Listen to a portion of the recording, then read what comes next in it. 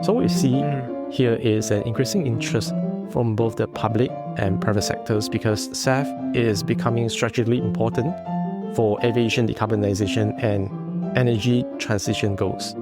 Government can help through grants, mandates, or ecosystem support, while private investors typically look for scalable infrastructure platform with recurring revenue potential.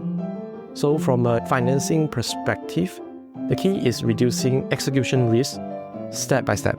Welcome to Asia Climate Finance, your front row seat to the policies, investments, and actors shaping climate business and finance across Asia Pacific. Subscribe now so others find this essential guide to Asia's climate economy, and note the disclaimers at the end. Now over to the host, analyst, investor, and author, Joseph Jacobelli. Good morning, good afternoon, or good evening, wherever you may be listening from. Welcome to Asia Climate Finance. Today, we dive deep into one of the hardest sectors to decarbonize, aviation. We explore the massive supply chain challenges, infrastructure bottlenecks, and financing models behind scaling sustainable aviation fuel, or SAF. We also look at the current price gap between SAF and conventional jet fuel and what it takes to bend the cost curve.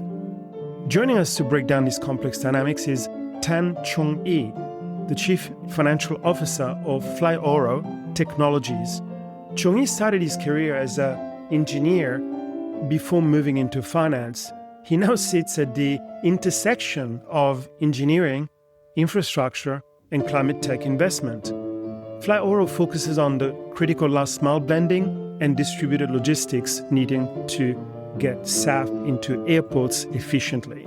This makes him the perfect expert to guide us through the realities of the aviation energy transition.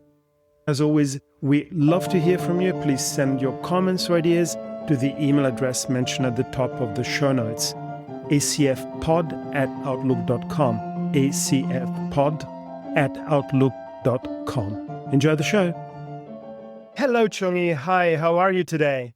Hi, Joseph. I'm good. Thanks for inviting me to the podcast, Asia Climate Finance. Thank you so much for making it. Are you in Singapore right now? I'm actually traveling now at Hong Kong. Yeah. Oh, you're in Hong Kong? Okay, it's not my hometown right now. Great. So maybe, Chong Yee, can we first talk a little bit about you? Could you tell us a little bit about yourself, maybe something beyond your biography, which will be in your show notes? So myself, I think I will just be very simple. I started off my career as an engineer and dive into finance after 3 years. And I also liked technology very much. And it's sort of like landed in my current position, the CFO of FlyORO Technologies. What made you interested in climate tech and aviation specifically? I mean, is it because of your engineering background? I'm just guessing. I think that's sort of relevant. So what drew me into climate tech was actually the combination of engineering, infrastructure, and investment. I'm interested in solving large industrial problems where technology and economics needs to work together. And aviation stood up because it's one of the hardest sectors to decarbonize. Unlike passengers, cars, aircraft can't simply switch to batteries at scale anytime soon. It's because the energy density has the constraint. So when you look at the realistic pathway for aviation over the next 20 to 30 years, sustainable aviation fuel, or we call SAF, becomes one of the few immediately deployable solutions that work with existing aircraft and engines. Right. Yeah, I don't see tomorrow morning having airplanes using huge, heavy batteries. I mean, it may happen in the future, but not today. They are experimenting it. Yeah. I'm sorry? They are experimenting it. Yeah. But not in. It's experimenting right now. Right. You mentioned your company. So could you tell us a little bit about the company, what it does, when it was created, a little bit of history? Sure. So FlyORO started from very practical problems observed in the energy industry. So our CEO, Jonathan, spent more than a decade in the oil and gas, and together with the co-founders, Jen and Joe, They built an engineering consultancy business focused on fuel systems and operations.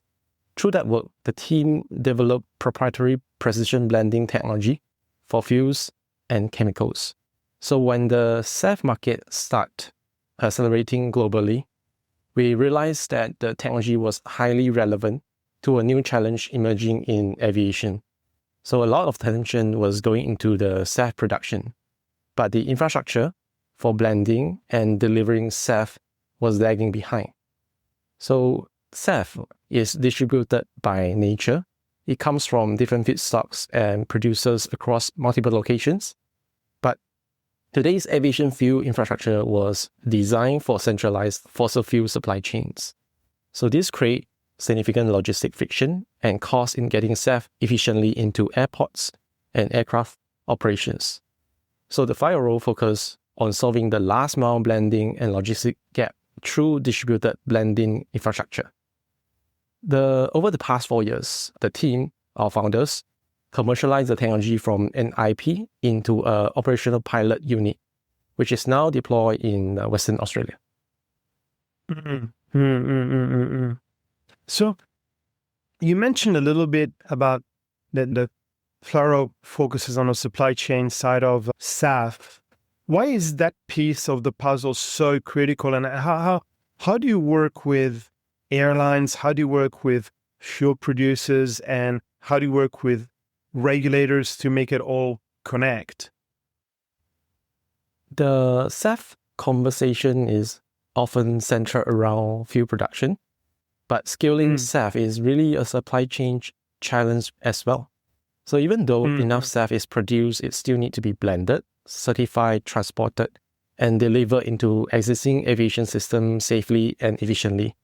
So that infrastructure gap is becoming important because SAF supply is naturally more distributed than conventional jet fuel. Many producers are smaller, geographically spread out, and operating with different feedstocks. But the existing aviation fuel network was built for a centralized, much larger volume. So we built the infrastructure to bridge the gap by integrating the SAF into the current airport and fuel operators. So when we work with the fuel producers, airport operators, and downstream partners to ensure blending accuracy, compliance, operational compatibility with existing standards and workflows. Aviation is a highly regulated industry, so collaboration is critical. The ecosystem only works when producer, logistic providers, airlines, and regulator can connect efficiently. Right. I mean, sometimes we forget that the aviation industry is incredibly complex, and thus you need a lot of regulation at a lot of levels. Can we talk, Chong Yee, a little bit about the industry in general, just so that we can get a better understanding? SAF is often called the most promising near-term solution for decarbonizing aviation. How does FlyORO technology actually work to produce or enable SAF at scale? So for SAF, right, it was recognized as the most practical near-term solution because it works with today's aircraft and aviation system without requiring complete redesign of the industry. It's basically a drop-in fuel. At FlyORO, we focus on enabling the SAF deployment at scale through modular blending and logistic infrastructure. Our technology is designed to be scalable, flexible, relatively modest in capex compared to the large centralized infrastructure projects. So this enables us to place distributed blending nodes closer to supply or demand center to reduce lead time and logistic costs.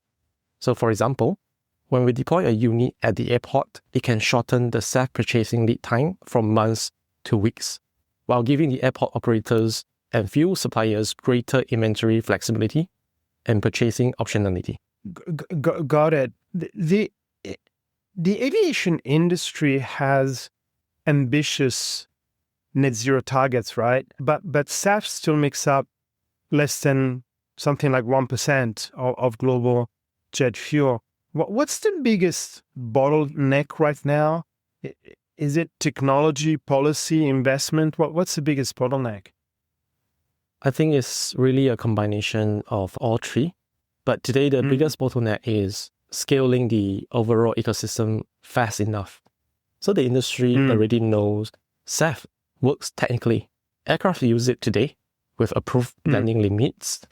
So the challenge is more about economics, infrastructure, and coordination. So the policy has created momentum through blending mandates and decarbonizing targets, which is important because it gives the market long-term demand visibility. Investment into production is also growing globally. So it backs to where the area this is underestimated, which is the infrastructure and logistics. Asia is a very, very, very fast-growing aviation market, right? But SAF adoption here lags behind, say, regions like Europe, North America. What's unique about the challenges or opportunities in the Asia-Pacific region? So for Asia, as you correctly recognize, is one of the most important regions for SAF in long term because aviation demand here is growing very rapidly. The challenge is that the region is also highly fragmented. Different countries are moving at different speeds in terms of policy, infrastructure readiness, and SAF incentives. Europe has been more policy-driven, and while US has benefited from strong production incentives. In Asia, many markets are still balancing decarbonizing goals with energy security, as well as cost competitiveness. So the adoption has been more gradual. But this also creates opportunity. Asia has strong refining capabilities, major aviation hubs, and access to diverse feedstocks across the region. So as SAF mandates began to expand, there is an opportunity to build newer, more distributed infrastructure models rather than relying on the legacy system designed for fossil fuels. So this is where we can play a role. If I were to ask you, in the Asia-Pacific region, is there any particular country or set of countries which are adopting SAF slightly more rapidly than others? Or I think, for example, Japan had a target of 10% in 2030, but their approach may not be like setting a mandate of a percentage as of 2025, 2026, 1% by 2%. They are still kind of like revising on that, but they do have a goal to adopt it at 2030, much driven by the energy security or fuel resilience. And they also benefits of abundance of feedstocks. So I think this is a place where it may have a faster adoption than the rest of the market here eventually. So if you were to pick one country in Asia, you'd say Japan would be slightly faster paced than other areas. I think it has the potential to be.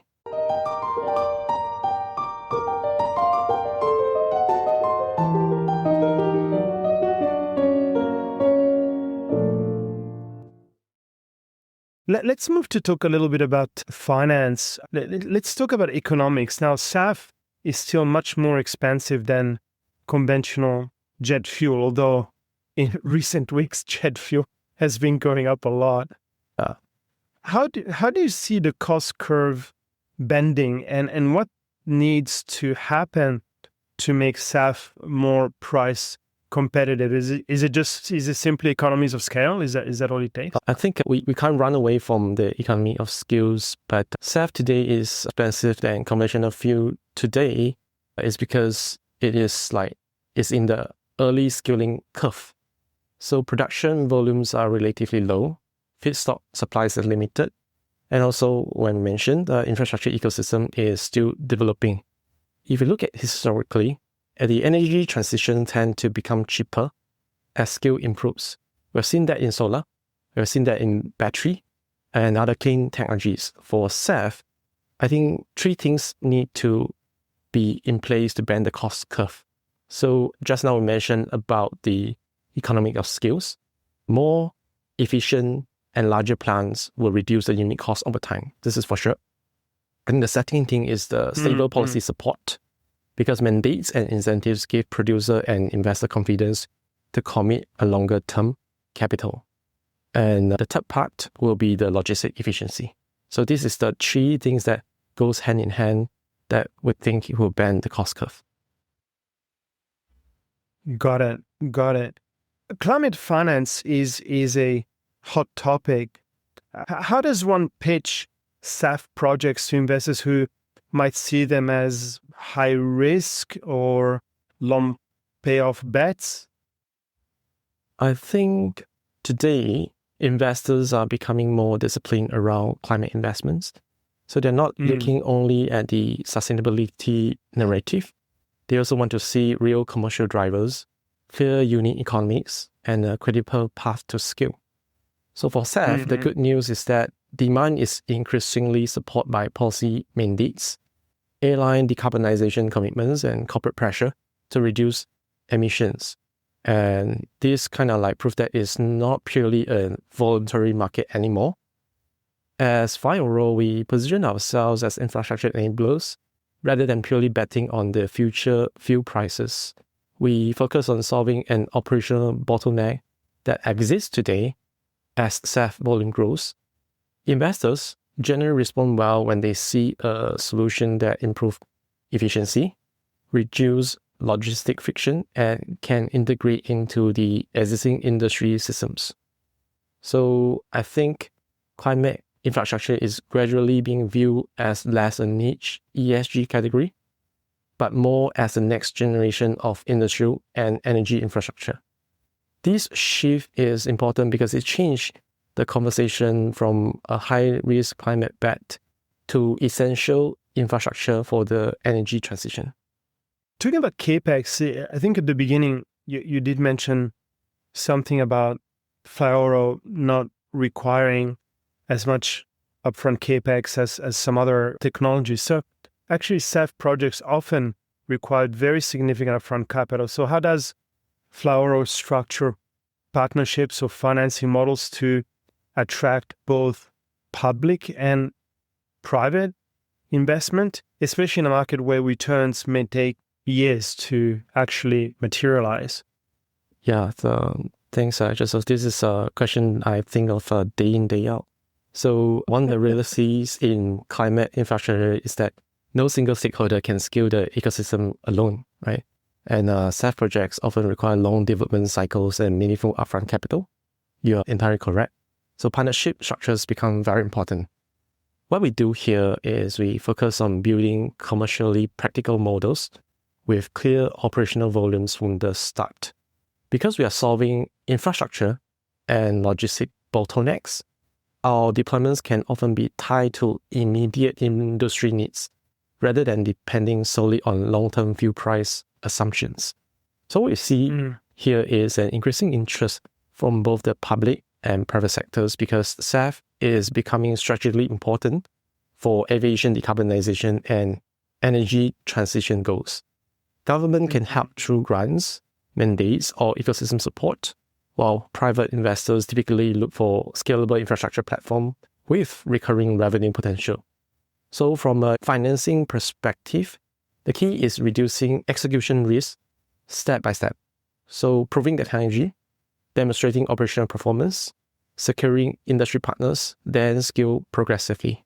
Climate infrastructure is relatively young asset class, so credibility and real-world deployment matters the most. Right. So you mentioned the financing side of things. We're seeing a mix of grants, carbon credits, and corporate sustainability budgets funding SAF initiatives. From your own experience, which financing mechanisms have been most effective in scaling SAF adoption and why? So in practice, there's no one mechanism that scales SAF. It's the combination, but each plays a different role at a different stage of maturity. So it depends on what stage we are looking. In the early stage, grants and public funding are often the most effective in derisking technology and infrastructure. They help to prove the feasibility, support pilots, and bridge the gap where private capital is still cautious. Then carbon credits environmental markets help to improve the economics. However, the impact depends heavily on the pricing stability and regulatory clarity, so which is still evolving across regions. They are helpful, but not always bankable as a primary financing pillar. The most structurally important drivers today actually is corporate demand, particularly the airlines and corporate using voluntary or compliance-driven sustainability budget. These commitments create forward visibility and help anchor long-term offtake, which is critical for attracting private investment into the production and infrastructure. Understood. I guess I want to move to the outlook, but before I move to the outlook, can I just ask one clarification, please, Chong Yee?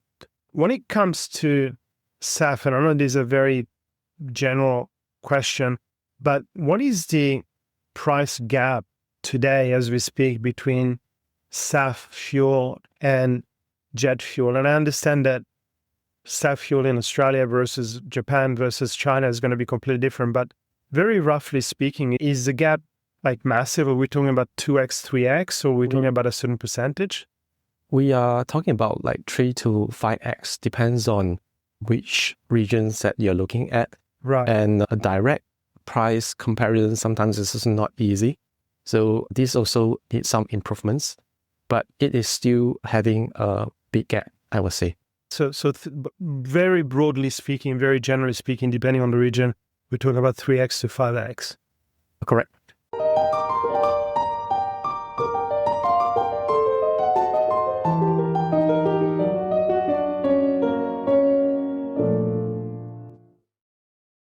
Good. So if I want to move to a little bit of the outlook, which is kind of like the last piece of discussion, beyond SAF, what other innovations or technologies do you think will be game changers for aviation decarbonization over, let's say, the next decade or 2 decades?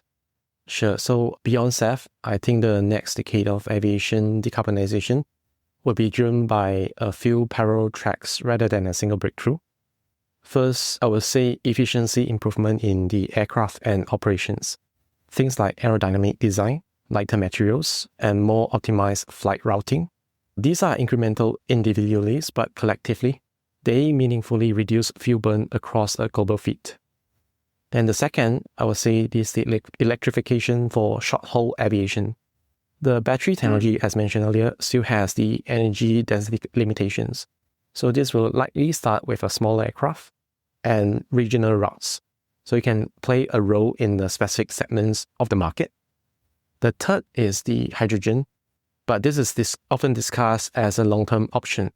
The challenge is not just the fuel itself, but the infrastructure, storage, and aircraft redesign is required.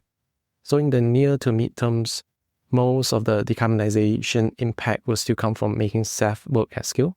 But within SAF, we have a lot of innovation and pathway as well. Chong Yee, if you could have a magic wand, right, and change one thing, whether it's a policy, a mindset, a technology, what would most accelerate the shift to sustainable aviation? Oh, I certainly hope so. But if I were to change one thing, it will be to align the entire ecosystem around a clear bankable pathway for scaling SAF infrastructure. Not just the production targets, but also logistic, blending, and airport level integration. So today there's already strong momentum on demand through airlines' commitment and emerging mandates, but the system is still fragmented across policy, investment, and infrastructure. This fragmentation creates hesitation in capital deployment and slows execution. So the alignment factor is quite key. Well, then just the last question of the podcast, which I've kind of introduced this year, which is, do you have any recommendations for Asia Climate Finance listeners? It can be books, reports, studies, films, documentaries, or anything.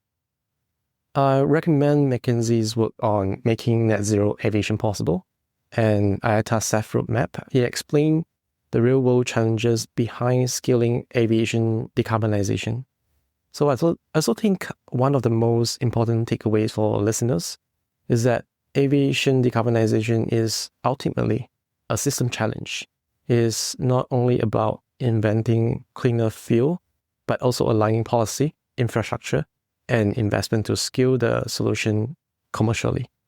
Understood. Well, that was a great conversation. I learned quite a lot, Chong Yee, and I really appreciate your time. And I guess this is a subject that we'll be revisiting again and again over the next few years. So, thank you so much for all your insights. Thank you, Joseph. Very honored to be invited to share with you guys. Thanks a lot. Please note that the Asia Climate Finance podcast is provided for educational purposes only and does not constitute investment advice. Any information discussed should not be relied upon for making investment decisions.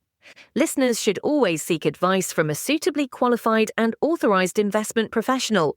The views and opinions expressed by guests are their own and do not necessarily reflect the views of their current or former employers or of the podcast host or producers.